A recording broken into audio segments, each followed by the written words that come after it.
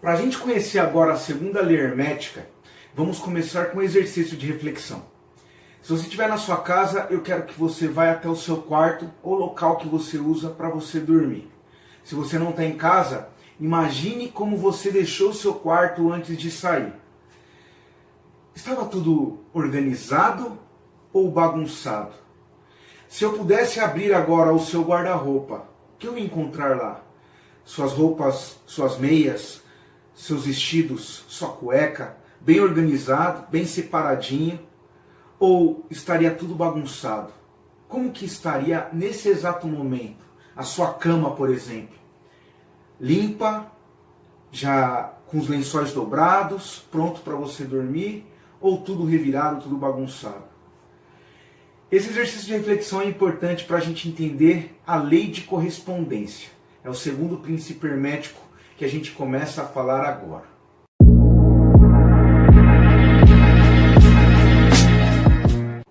O segundo axioma hermético diz o seguinte: o que está em cima é como o que está embaixo. E o que está embaixo é como o que está em cima. Como que a gente traduz isso? Eu vou tentar trazer um exemplo bem simples e aí depois a gente vai tentando deixar um pouco mais complexo, para a gente entender melhor. Bom, se o que está em cima é como o que está embaixo e não igual, quando eu falo como, eu estou falando correspondente, semelhante, não igual. Significa dizer que o que está dentro é exatamente aquilo que está fora. Como assim? Esse exemplo que eu dei no início do nosso vídeo é justamente para você pensar como que está a sua vida hoje. Geralmente tudo aquilo que a gente organiza em forma de pensamento, se a gente consegue ou não terminar uma tarefa, isso diz muito sobre a vida que a gente leva. A gente está emitindo boas vibrações, organizando o nosso pensamento para a gente conseguir cumprir as nossas tarefas, ou geralmente a gente está sempre atribulado, com muitas atividades, a gente sempre começa alguma coisa e nunca termina nada. Como que está a sua vida hoje? Aquilo que você vivencia com certeza é um reflexo direto da organização do seu pensamento. E quando a gente fala da lógica do universo, e no primeiro vídeo, no vídeo anterior, você viu que a lei do mentalismo mostra a conexão que existe com a nossa mente, nesse plano microcósmico, com essa mente infinita e vivente, que as civilizações chamam de Deus, e você pode chamar de universo, mas essa conexão que existe entre o plano físico, material, concreto, e o etéreo, o espiritual, o mental, dessa mente maior que a gente estava conversando. Existe sim uma correspondência. Para ficar bem fácil o exemplo, a gente vai pegar a menor partícula indivisível que existe no plano da matéria, o átomo. Se a gente olha com o microscópio, tenho certeza que, eu acho que você não viu isso, eu acho que nem há como a gente ter isso, mas se você olhar a estrutura de um átomo, com prótons, nêutrons, elétrons, você vai ver o mesmo movimento, a mesma forma de funcionamento do universo. A menor partícula, ela tem uma correspondência com o macrocosmo. E é isso que eu quero te mostrar. Todo hermetista, ele conhece muito bem esse plano. E é importante a gente falar agora um pouco da comunicação. Você se expressa bem? Você consegue comunicar bem uma ideia? Porque justamente nesse plano é importante. A gente é muito bem entendido quando o nosso pensamento está organizado.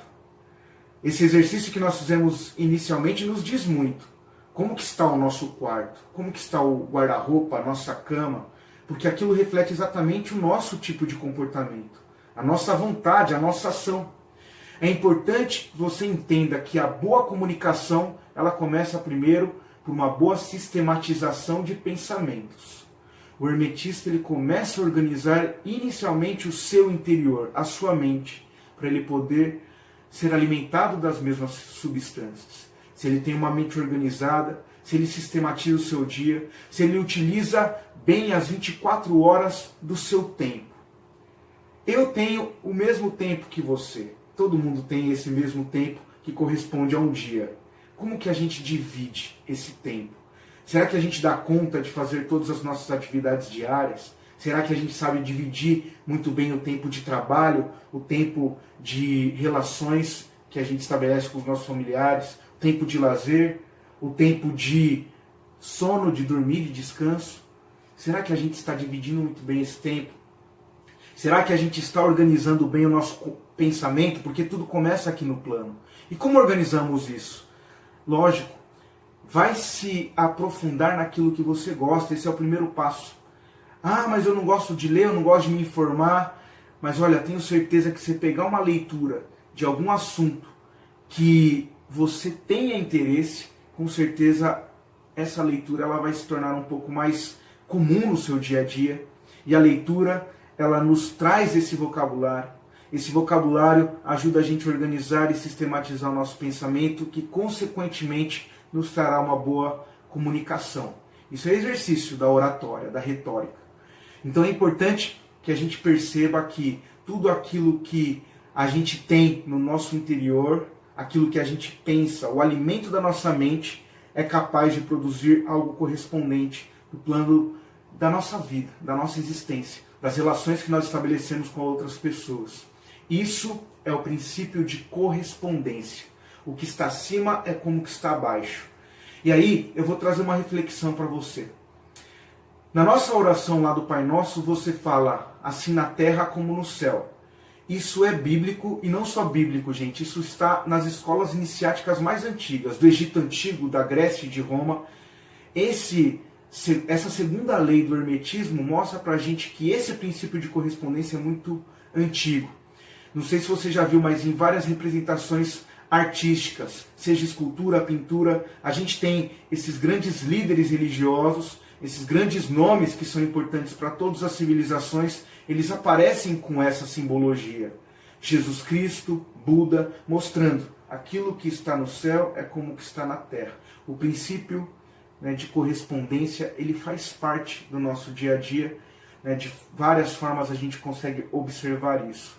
Para dar um exemplo agora prático, tudo aquilo que a gente tem no nosso corpo, na nossa constituição física, também reflete um pouco a vida que nós levamos. Vou dar um exemplo. Tem um sociólogo do século XIX chamado Émile Durkheim, que ele associou as instituições sociais como se fossem órgãos do corpo humano. Ele chamava de corpo social. Imagina, se a gente for pensar nas instituições, cada uma como se fosse um órgão do corpo. Se a gente tem um problema em uma instituição, todo o corpo social padece.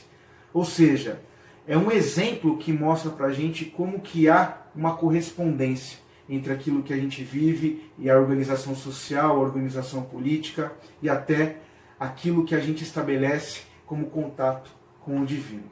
Espero que você tenha gostado. A próxima aula a gente vai falar do princípio de vibração.